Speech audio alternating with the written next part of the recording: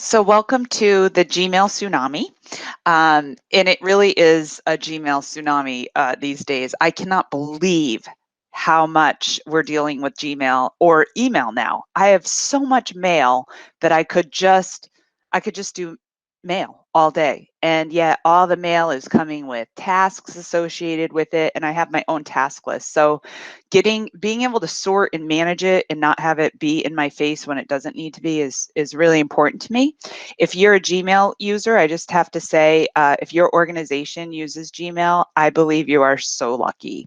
My name's Allison Malika. I'm a Google certified trainer, and for the past decade, I've been providing training all over, mainly in New Hampshire, but as far as Tanzania, believe it or not, yes, they need Chromebook training too. And now I'm here at NHTI as the business and training director, and I like to share some of the things I still treasure about G Suite to anybody who wants to learn. So here I am with you today. And on that note, if I don't get a chance to tell you, since 2012, I've been brokering the New Hampshire Google Summits. They've been at different school districts throughout the years, and this year NHTI, because I'm here, has agreed to sponsor it, so it'll be virtual. And if you're interested, there's going to be a link throughout the presentation. I don't want to push you too much on it if that's not your thing, but if you're excited about it, you can go to nhti.edu/BTC events and you'll find all the information, and we'll update you about that periodically. So let's get started with the Gmail. I'm going to go ahead and check the chat very quickly, make sure we're off to a good start. Okay, thank you, Stephanie, for posting that. All right, awesome. Okay, so I'm working like you may be on multiple screens. So if you see me glance over, I'm not looking at my dog or my kids, or out the window. I'm actually looking at the meeting itself. Okay. Email is becoming increasingly unmanageable. Let's fix that. But before we get started, I just wanted to share something. If you're a dog lover, and I know so many people are, and you're at home trying to work, we all talk about trying to work as parents with kids, but for years I've worked at home and remotely. And when your dog is staring at you and you're just like, I've got to finish this. Well, this little treat ball is my little tip for you. So if you get nothing else out of this webinar and you're like, but you have a dog, go on Amazon. You can buy all natural little treats, and you fill it up and you send them on their way. And there's a little lever. You can make it more difficult or less difficult depending on your needs. So that's my free tip of the day for all you dog lovers out there, unrelated to Gmail. All right, so let's get started with Gmail now. Inbox styles. My number one recommendation is understand inbox styles. Now, you may know that there are different inbox styles. Let me tell you, there's only two I recommend, okay? There's the priority inbox and the category inbox. Now, what I'll do is I'll explain it, show you, and you can play the video later. You have the link if you want to be entertained or want to see how, more information. Priority inbox is good for work. It's good for school because at work and school, you don't have a lot of shopping, promotional, bills to pay, that sort of thing. So without all of those things, priority inbox works great because you get email from parents, your principal, colleagues that are super important, but you may also get email from Scholastic or NIST or me promoting a conference, and you want to get those emails, but you really need to zone in on what's most important. So what priority does is Google knows what's important based on, did they send it directly to you? Do you communicate with them already? So is it a real person exchange? Starred, you control starred. So that would be like, oh, I got an email from a colleague and I need to work on this, but I don't have time right now. So I'm going to just put it in starred. So it's right in the middle. It'll just linger there until I'm ready to work on it. And then there's everything else. And everything is It could be unread, but it's not that important, or something you've read. Now let me show you what priority inbox looks like. So I'm going to go to a demo account that has a lot of mail. All right, so this is one I haven't, you can see here I've got on the left 2,542 emails. And that's not uncommon when I work with people to see that. And I'm like, boy, you need this workshop. So if I were to instantly change this to priority inbox, if I hover over the word inbox and click on the drop down and select priority inbox, I now have 57 important and unread messages. So what it did is it said, oh, you had all of your mail just listed in chronological order, and all of the unread mail, and you had 2,500. Well, apparently 2,000 of them aren't that important.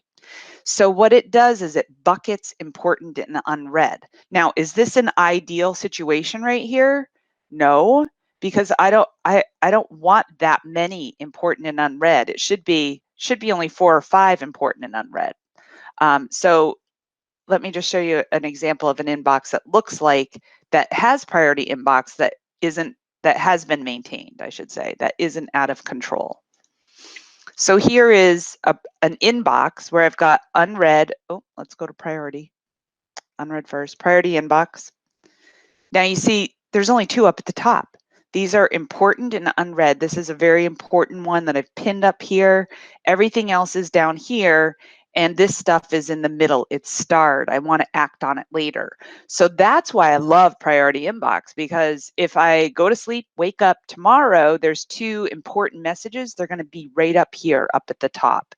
So that's why you want to use priority. If you read a message down here, I have a message from Tracy, and I need to get back to Tracy. So I star this message and refresh. It's going to linger in starred. It takes a minute. It's going to linger in starred until I unstar it and I'm done with it. So let's say that now I've talked to Lori and that's all taken care of. I unstar it and refresh, and it moves it around. It's a little delayed right now, so yeah, I'm going to leave that lingering. Let's talk about the second inbox. Let's go back to the presentation. That's priority. The second inbox is categories. Now, categories are great for personal Gmail. They might be good for school too, so try it on for size. It buckets your messages. So all of the Google Classroom like notifications are going to end over up in updates, and all of your promotional offers will end up in promotions.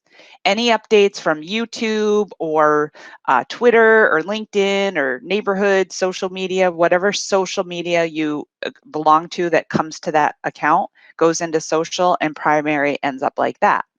So to do categories, so here you can see I have the priority inbox. If I click on the gear in the top right-hand corner and I select configure inbox, I have the option to pick categories. So I recommend when you first try out categories that you leave all of the boxes checked and you click on save.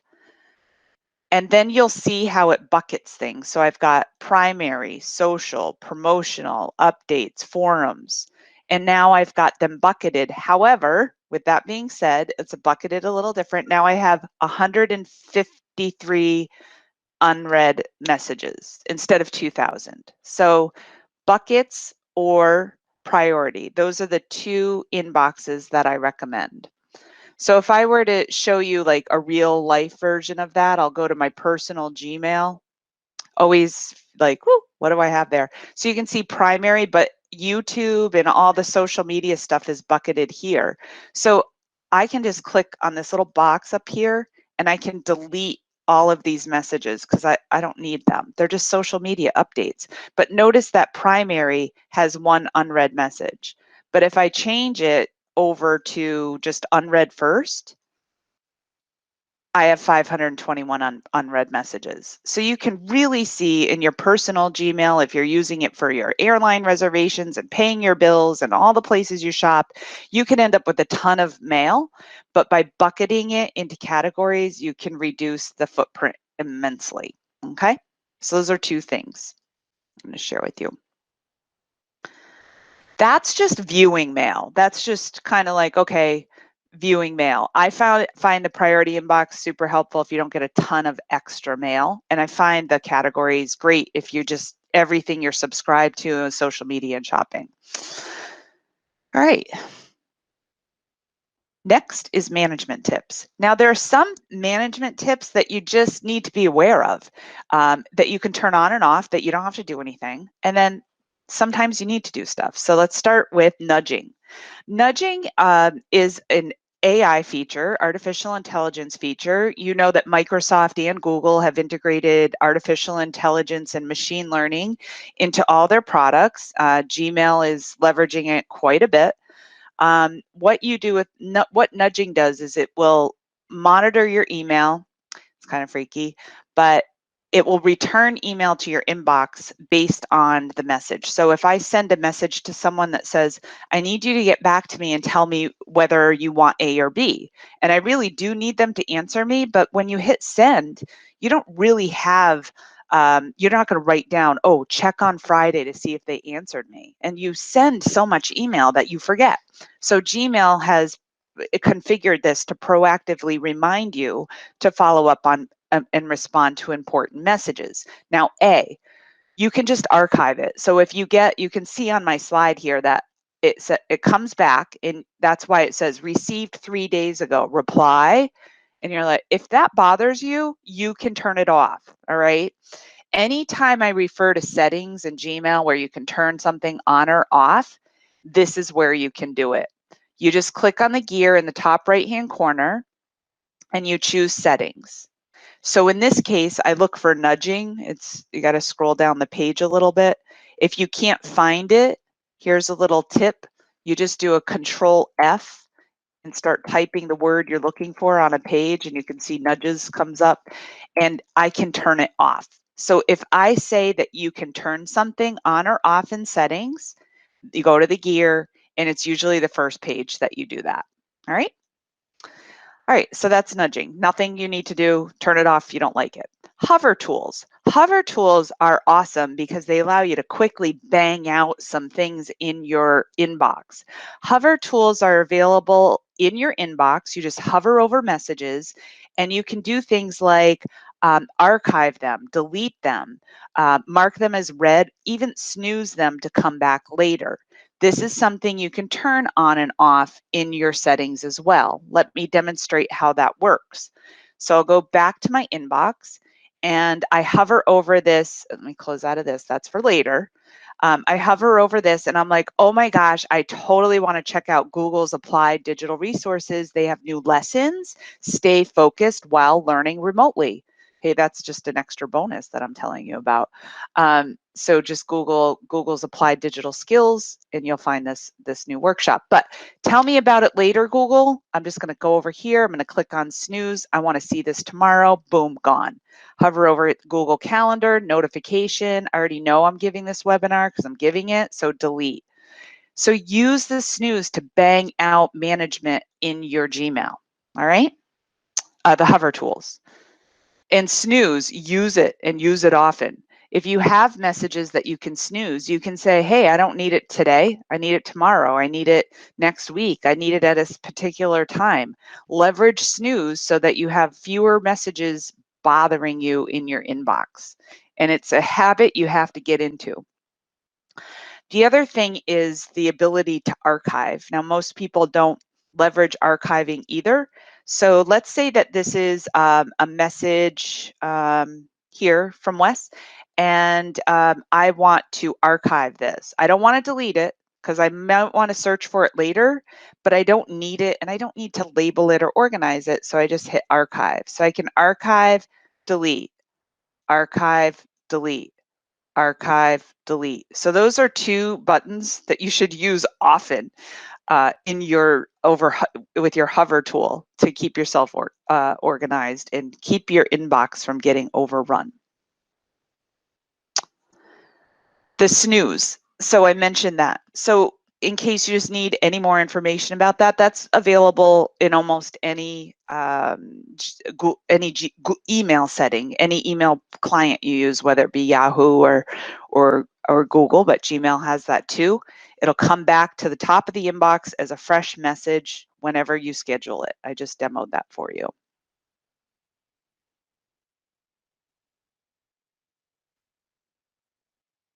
Ah, that's a good question. Just in time. How do you find archived messages? Archived messages are available in all mail. So if I go over here and I go down to all mail, I do a lot of yet another mail merge with where's my all mail? It's right here. So if you go into all mail that you've archived or have organized in a label appear, like there's a label called YAM, new position at NHTI. So all of my mail that is archived, either organized in a label or not organized at all, is available in all mail. That's a good question. However, I never use all mail, by the way. I use the search feature, which we're going to get into in a minute. So Smart Reply, you probably, I'm sure everyone's seen this. Google released Smart Reply for mobile, and within 6 months, over 10% of the replies on mobile were Smart Replies, without them even mentioning that they integrated it. But leverage it. So let's say somebody sends you a message. You can send back, you can click on that, Monday works for me, and hit send. A lot of people are reluctant because they feel like it's not personal. It's fine. Just send it back and get her done. You know, people are used to needing to get things done quickly, and everybody hates to be ignored. So they'd rather get a brief message from you than no message at all. However, I will say when you use Smart Reply, use it smartly. If you use it and you read that and you think, ooh, if I just send this, it's going to be curt, you can click on the Smart Reply to start your message and then say, I'll get back to you with more information later. You know, so Monday works for me. I'll reply later more thoughtfully. You know, so you can use it to start. Now, with that being said, so you get a message and you've got the Smart Reply, and it used to only work for mobile, but it works on your Chrome browser as well. You have to have the send and archive button enabled as well. Because let's say that somebody sends you a message and it says, do you want to go to lunch on Monday or Tuesday? And your reply is Monday works for me. Let's say that you don't need that message in your inbox. You've already got it on your calendar or whatever. You don't need, or they say, hey, is your favorite color blue or red? Red. You don't need that in your inbox. But if you just send the message, it sits in your inbox. If you hit send and archive, it goes to all mail. So you can look for it later, but it gets it out of your inbox. Now, many people will say to me, where is the send and archive button? If I go to reply to something, let's go to my inbox, and now I want to reply to this. All right, you can see I've got send down here, but I have send and archive. If you don't see that button, it's in settings. You have to turn it on, okay? Now that I've told you that, I don't need to go in and walk you through that. Go into settings and turn it on if you don't see it. That is a huge feature. Leverage it. A lot of times I've given this workshop many times, and folks will say, I don't leverage that enough. It's been there in my face, and I have all these messages I've replied to that I didn't send in archive, and now they've all stacked up. So leverage, send in archive. Just taking a breath to give you guys a chance to think about things. All right, so moving right along. Block sender. I actually tell people to block me if they don't want to get messages from me, because a lot of my messages are come to my event or register for this great workshop. So I say, this is how you can block me if you don't want to get those things. You don't have to worry about it. You do get things in your mail a lot. I mean, you go and you unsubscribe and then it comes back and you're like, how did I get this message from Coursera? I thought I unsubscribed. Now, you can unsubscribe from things, but you can also, while you're like, I'm here and I can click on unsubscribe. If it doesn't work or it's a personal person, I have some people that have contacted me in the past where I'm like, I don't want to see their messages, so you can block them. So if you don't have the option to unsubscribe, you can block the sender, okay? So here it says that future messages from Coursera, for example, nothing against Coursera, will be blocked, all right? And then if it's an individual, you can do that as well. I don't want to get into too many details on that because, but literally it's that quick where you don't have to worry about it. When you do block a sender, it doesn't just mean that you won't get the message. It means that it will go to spam. So if you block a sender and then you want to see if they've emailed you, you can check the spam.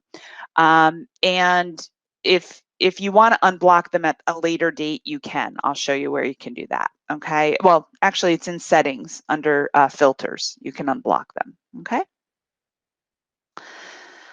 New feature, if you may or may not be aware of, is the fact that you can attach emails. All right. So if you have a message and you don't want to forward like 7 emails, or you have a couple of emails that are relevant to a message you want to send to somebody, like I got 3 messages from this parent and I'd like you to, I'd like your take on it. You can attach the emails to one message to people. Okay. So you compose a message and then you click and drag messages to attach. All right. So you would go to your inbox, compose the message here, and then you would click and drag the message here to attach. All right. And it's attached down there. And it's just attached as like a text, not something that can be forwarded. That's a really great feature. And many people don't know about it because it got kind of like pushed out during a busy time and it without fanfare. So you can attach emails, click and drag the email to attach it. You might find that as a helpful thing because then you don't have to forward it.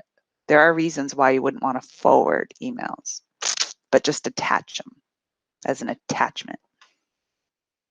Let that sink in. Yeah, pretty cool. Yep. All right, schedule send. Compose a message, send it later. You might know that this feature's there already, but you may not. So just know that next to the send, I'll go back over to compose. There, let's make this bigger. Let's click on big and get it in the middle. All right, so there's a drop down here for schedule send. Okay, I have to have at least one recipient. Okay, I'll send it to myself. Okay. Schedule send. Tomorrow, this afternoon, Monday, pick a date and time. Just like snooze, you can pick an exact time to schedule a send. A lot of times people like to schedule sends to teachers or to parents for like 8 a.m. Monday morning. You're working on Saturday. You don't want to be interrupting, a parent or a colleague on Saturday. There's nothing worse than having a colleague send you this big list of things to stress out about on Saturday or Sunday. So you can pick a date and time and have it arrive Monday morning or Friday afternoon or whatever you want. So just know that you can schedule sends. You can't at this point schedule, multiple to go every other week. I have people ask me that all the time. I do not know with this native, I don't believe there's anything native in this where you can set it to go, every other week or something for some reason, but that's the schedule send feature.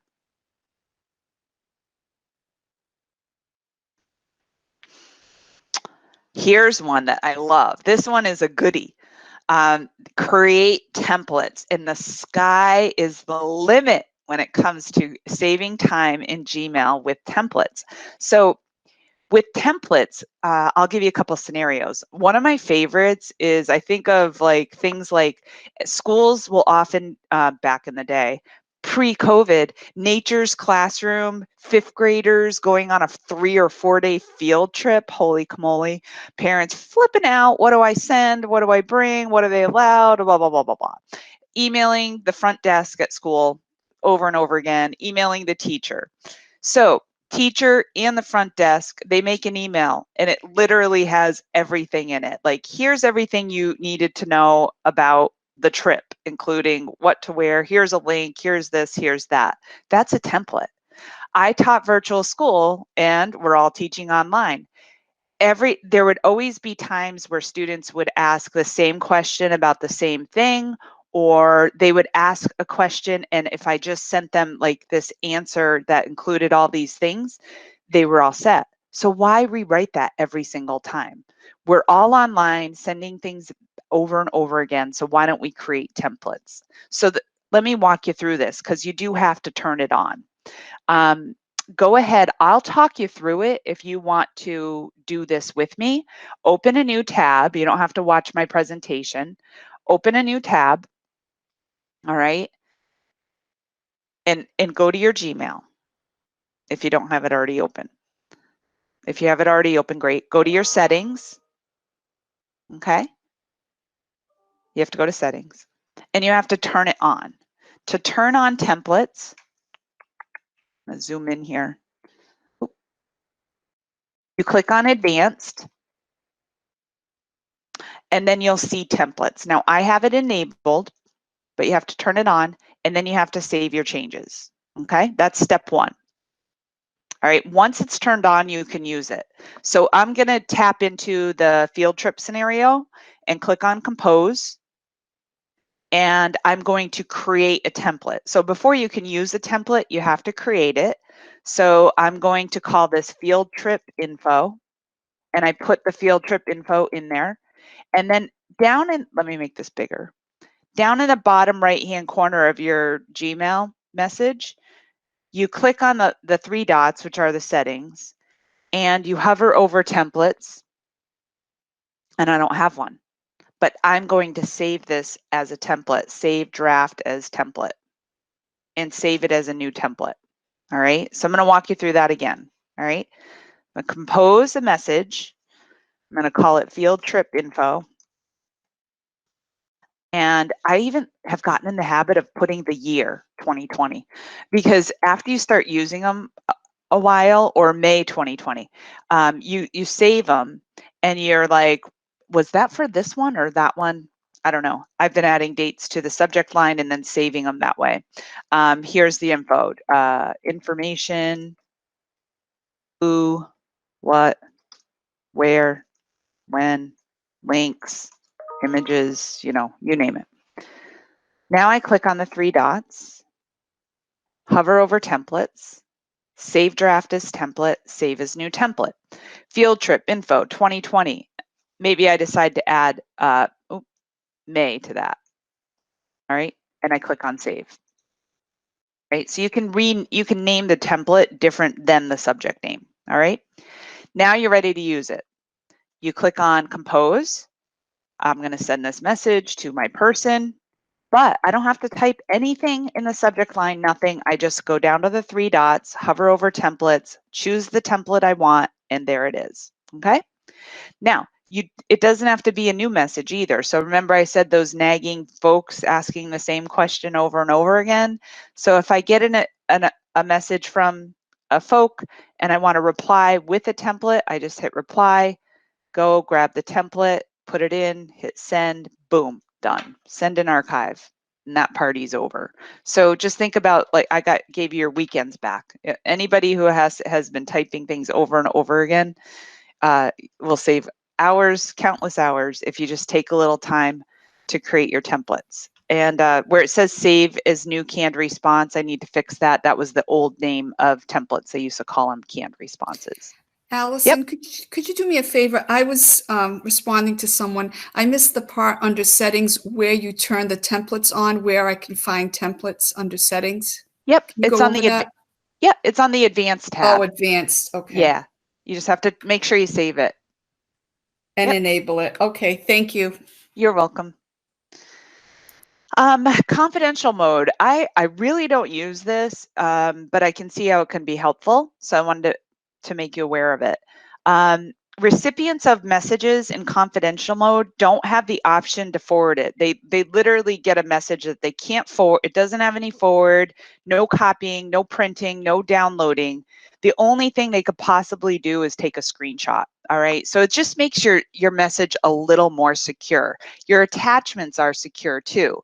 So how this could be helpful is if you were sending maybe your W-9 and your attachment is secure. You know, that it's not, you're sending it to someone that you know is not malicious, but you just kind of want it encrypted, let's say. So that feature is available. And you can also set up an SMS verification code. So if you want them to have to, when they get the message, it'll say, put in your, get an SMS verification code to access the message, which is kind of a cool thing. All right. So it'll send, they put in their number and it sends them the code. That's available when you compose your message. You click on compose, and let me make this bigger so you can see it. And this is it, confidential mode. So it can expire. You say after a week, it can expire. So I'm sending my W-9 to the business office. After a week, it expires. I want an SMS passcode. So I click on save, and then I send it. Hi, here is my document. I'll send it over to myself and show you what it looks like in a moment. Okay, send. And her phone number is 603-340-0873. Okay, and I click on send. And so that'll get sent over to another account. And when that person gets that message, I'll show you what it looks like in a moment. All right, we'll revisit that. Here's another goodie that came up recently that didn't get much fanfare, but they're search chips. So when you're searching for something, it actually helps you narrow your search so you can find things. So let's say that I wanted to find messages from, I'm looking for messages from Alice and Malika in this account. And there's quite a bit, but these are your search chips. Do you want the ones that were to me, that are unread, that exclude calendar updates? Those are little things that give you more options to make your search granular without you having to take any action at all. Okay. So if it says something like anytime, now I can say, oh, I want the ones that are older than a year. And then that narrows the search. And I want to exclude chats. And I want only ones that have an attachment that are a video. And it's pretty cool. So now I have none. So I guess none, maybe an image. Oh, none there. So that's a pretty cool feature. So I chose document. So older than a year, excludes chat, has an attachment, has a document. I mean, that is excellent way to search. And that's why I say I really don't label stuff intentionally. I'll show you why you would label it. You can create a label when you want to set up a priority inbox, because we're going to clean up your inbox in a moment. But this is great when you're searching for things. And that's why I don't necessarily use labels so much for retrieval, because why would I go to a label and then try to find something when I can just do a keyword search and narrow the search down? So my tip for managing your Gmail Tsunami is to leverage search. And we'll look at search a little bit more in a minute when we're working with filters and creating auto filters and auto labels to organize your mail, which we're going to get into right now. Okay, so we started out with inbox and talked about the two inboxes. Then we jumped into some of the features that are there and how to leverage them. And now we're going to tackle organization with some of the tools that are there for you to leverage, like, boom, the productivity integrations. We've got keep tasks in calendar. Okay. Now this is relatively new because Google Keep, well, it came out in, I think it was 2014, but Google's been around a lot longer than that. Tasks is, I think, one of its original products, in calendar, as you know, has been around forever as well. And they all integrate together. Everything in Google talks to each other. So one of the nice things about Gmail and Calendar and Docs and Drive is there's the little productivity bar on the right. I forget what we call it, the side panel. So the side panel here has your keep, your task, and your calendar. So those are integrated for productivity purposes. Leverage them, folks, because this is going to help you in general. Obviously, you can look at your calendar. I'm going to show you how to make a calendar event from Gmail that links the message to the calendar event, how to create a task that links the Gmail to the calendar event. But first, let's talk about Google Keep. If you're not using Google Keep, you will start using it today. Keep.google.com. Now, one thing I love about this is it allows you to delegate tasks. So if I make a grocery list, number one use of Google Keep is shared grocery lists. But let's say you have an administrative assistant and you want to give them tasks and you want to see, when they've done it because, they're going to be looking for more things to do. You can see I've got assistant to-dos. This works great for teachers too, that they can make these little task lists for kids. So let's stick to the Gmail topic and hopefully you'll feel good about that. So if I'm in my Gmail and I'm working away, I can have my Google Keep open. So I'm going to click on Keep and I'm going to look at the assistant to-dos and I'm going to keep working, and it says make a flyer, so I can check this off, and as I check it off, it checks it off here in real time, and I can close it back up and go on to my next task. So Keep allows you to take notes, create to-do lists, and do things, and it's viewable, and you can create a note and edit notes right within the context of Gmail. All right. So that's kind of a cool feature. The second integration tool with the Gmail is your task from inbox. So the one thing you can do is you can create a task. Tasks are available in calendar view, or you could just use tasks in general. The thing I like about Keep is that you can delegate tasks in Keep, but you can't share tasks with other people. So depending on your needs, if it's just for you, then you might like this task feature. Let me just show you how to create a task from a message. So let's say I have this message. This is for my recertification. So maybe I need to update my recertification. So I want this email message, and I click on oh, I always click here because that used to be the feature, but it's over here now. So there's a little button that says add to tasks. So I click on add to tasks, and what it's doing, you can see here, credential issued is the subject line, and this is the message itself. So I've just created a task. All right. So simple as that. I just want this here for later. However, you can edit tasks and do more with them. So I can say log in and update, and then, I have this workshop, that book, and that workshop name. Let's say I'm going to log in and update. Those are my notes. I can add a date and time. So I can actually put it on my Google Calendar and say, do this on Thursday at 8:30 a.m. And I click OK.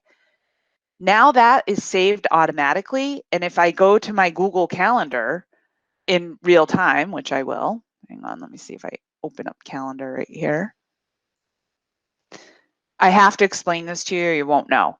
So you can see 8:30 credential issued. If I click on this now and I have this task, view related email brings me back to Gmail. So the circular boop, boop, boop, boop, boop, boop. So that's just one way that you can kind of like keep those really important messages. You're like, where do I put this? Well, make a task.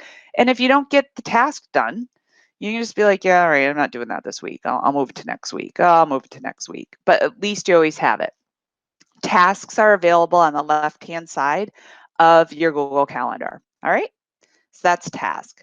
The other thing you can do with the message is you can create the calendar event directly from it. So if you have an event, you have an email and you're like, oh, I'm going to have a meeting with somebody. I want to have this email attached to that meeting. So you're not going to make a task. You're just going to make a calendar event.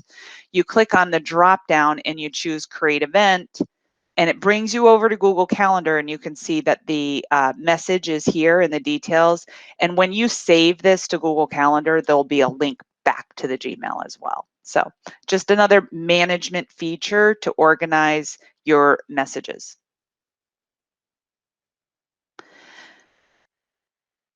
I include screenshots on all of these too, so if you have to go back for reference later, you can get to it. All right, I hate to say it, but actually I'm happy to say it. I saved the best for last. Here, we're probably going to run over on this webinar, so I will get a recording to you, but the slides alone explain it. If you have to run out exactly at 11 o'clock, then you may miss a little piece of this, but filters and labels are what's going to get you to inbox zero. So I've been demoing an account that has like thousands and thousands, 2,500 unread. That's the unread. It's probably got thousands and thousands of messages. So the first thing I want to recommend is to get a grip on the email is to search and delete in bulk. So very often I meet people for the first time, they're tackling this issue, and they've got a gazillion unread messages from a favorite. Like they love Kahoot updates. I have it on the screen. They want to see them come in the future, but they haven't read the last 150 that are in their inbox. So what do? You can do a massive search and then a massive delete, and they can keep coming, but at least you get rid of the old. So let's go ahead and I'll demo that for you. Let's change the view to unread first. So I have like just this huge thing. Let's see, I see a couple of TurboTax here. So I don't know how many I have, but let's just do a Google search for TurboTax. It's TurboTax. Look, all right, so that's what I mean. Like it says 1 of 50, about 65.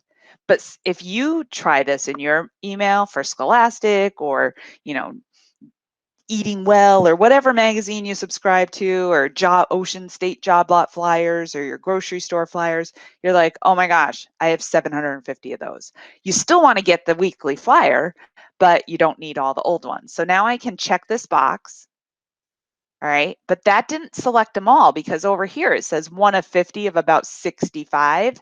So now I can select all conversations that match that search and hit delete. And it says, do you want to delete all those? You betcha. You betcha. They're gone. Done. All right.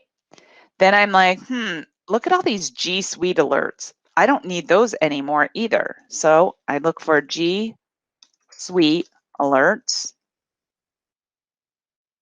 And, ooh, maybe I want to keep one, but I don't. So I select it and I hit delete. And I've gone, my number of unread messages keeps going down. All right. So that's one thing you can do. All right. But those are still going to come back in. All right. Now let's say that you're getting messages. You have a bunch of messages from a vendor that you no longer even want to see. So how can you A, delete all of them, and B, prevent them from all coming in again? You can block the sender, right? Or you can create a filter so that they get deleted the minute they show up. So instead of blocking them and having it go to spam, you're like, the minute this message comes in, it gets deleted. I'm going to choose this Coursera one, not picking on Coursera, it just happens to be.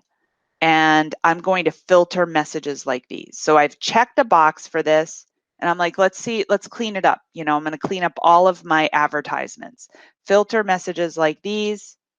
And it says, oh, these are the ones. Now, beware that when companies are emailing you stuff, they often will change the email address all the time, so that by doing this, you don't always get all of them for indefinite periods of time. So with that being said, I am going to continue through to create a filter for anything that comes from this email address. And you can see behind here, I have, all of the ones that match.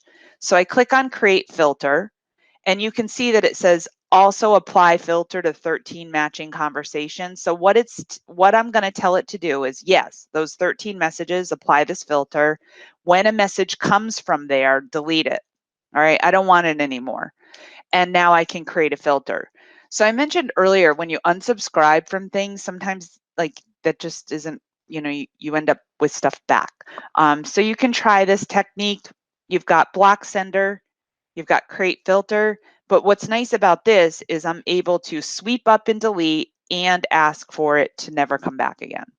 Well, there's other techniques to make this actually happen, but this is just one of them.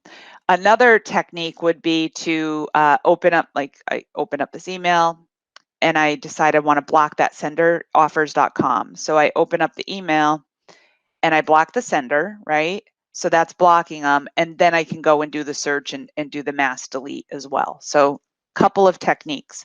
That can get you to inbox zero pretty darn quick, because most people have like hundreds of messages from like a dozen places. And then they're like, wow, I had 2,000 and now I have 50. Okay. Oh, Cameron, I'm going to call you back. I love you too. I'm doing a webinar and I'm recording it, so I'll call you later. I'll talk to you tomorrow. Okay. All right. Bye. Okay. Sorry about that. Military. So you got to take the call. All right. So the second piece is leveraging auto labels with filters. There's two things to leverage some mail you want. One is, what about the paychecks that come in? You can set an auto label so that when your paycheck comes in, that it gets labeled money or paycheck. And then when you archive it, when you hit archive, it goes to a label. So all of your paychecks get collected into one place. And then the second thing is, how do you manage your Google Classroom updates? All right. So you can say, oh, I still want to get notifications from Google Classroom, but I don't want them in my inbox because I have thousands.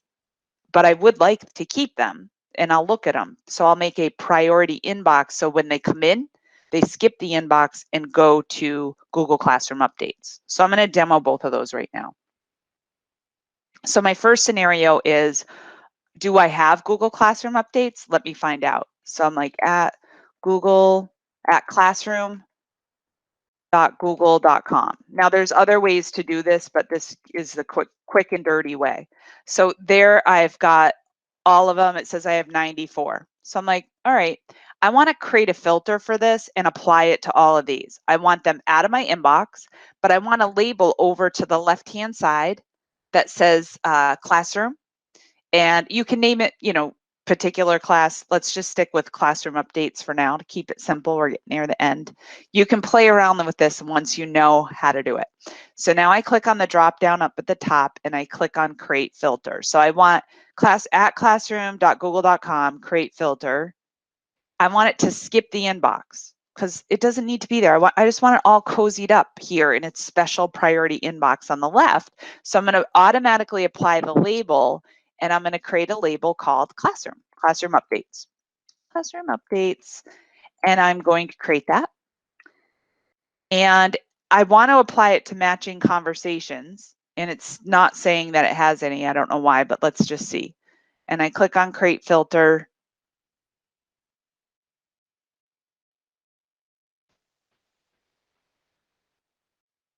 And they did go there. There were matching conversations. So you can see 519 actually classroom updates. So they are there. You can see the label is there. I can even color code this label just to show you so it shows up big, like red. There we go, classroom updates. So that is not going to be in my inbox. It's going to be automatically set over here. Now, let's say that I'll use what's up at the top. That's okay, NHTI. So let's say that the NHTI, I send out my stuff to this fake account to test it out. So I'm going to check this box. Let's pretend this is, I said paycheck, but I'll just call this NHTI update. So NHTI sends out emails to tell me what's happening, and I want it in my inbox, but I want it tagged so when I archive it, it's all collected to the left. So this is creating a filter to keep it in the inbox. All right. So I'm going to select the message and then just click on more and choose filter messages like these. And anytime the NHTI BTC sends me a message, I'm going to create a filter. I'm not going to skip the inbox. I'm just going to apply the label, and I'll call this new label NHTI. Now this works great for pay stubs. I always, if I get my pay stubs in, that I always create one like this as well. Apply it to, it only has 2 matching conversations because the other ones came from a different account apparently. So now I'm like, okay, there it is. Now if I go to my inbox, you can see that I've got NHTI here. And then over here, I'm going to give it a color, blue. And there you can see I've got the 2 in my inbox that are blue. Okay. And that auto labels it. So now I'm like, oh, I read the summer catalog, Google Summit, blah, blah, blah, hit archive, gone. All right. So you might have to play this part of the recording back at some point if you need help with filters and auto labels. But if you apply these 2 techniques, you're going to get to inbox 0 lickety split, especially if you're a teacher using Google Classroom. All right, last but not least, settings. So your settings have more than what I refer to today. In your settings, you can set undo send. Undo send is now enabled by default, but what you should know about undo send is you can set it for up to 30 seconds. So that means when you send the message, it will pause it for up to 30 seconds. And by default, I think it's 5 or 10. Remember that it holds the message. So it's not getting sent. So if you're on the phone with someone and they're like, oh, I'm not getting it, just say, you got to wait. It's got a 30-second delay. But 30 seconds usually gives you enough time to realize you've misspelled something or forgot something or shouldn't have said it that way. So that's in settings. Reply, make sure not all is not checked by default. You don't want that to be your default because that could end up in a snafu. And you can modify any of those artificial intelligence things like smart compose or anything that you don't like that's creepy to you, like nudging. You can set your signature and a vacation responder there. So I highly recommend too, if you're going to leave for the summer, if you're teachers or you're going on vacation, and you're not going to reply to email, just set a responder. Or if you're just super busy on the road traveling or working super hard and you're just got to ignore your email, it's a lot easier to ignore your email if you set up an auto reply that says, I'm swamped on a project, I'll get back to you as soon as possible. Or, I'm delayed in replying to email, I'll get back to you as soon as possible. Please text me if this is an emergency. And that way, if somebody knows you well enough that you would want to hear from them, they'll have your cell phone number. So leverage that responder if you're going to be delayed in responding with your messages, because people get fired up when you don't reply to their email. All right, I'm going to take some questions now. I'm going to look and see if anyone has questions. You can unmute your mic and ask. Okay. All right. So I mentioned the virtual summit early on. I won't mention that again. I'll leave the survey up. I will take questions from anybody, and I'll hang out here. I won't say till the last person leaves, because sometimes people leave your webinar, but they don't close out of the Hangout. But I'll stay here a little bit longer. Probably going to stop the recording now. And thank you all for attending.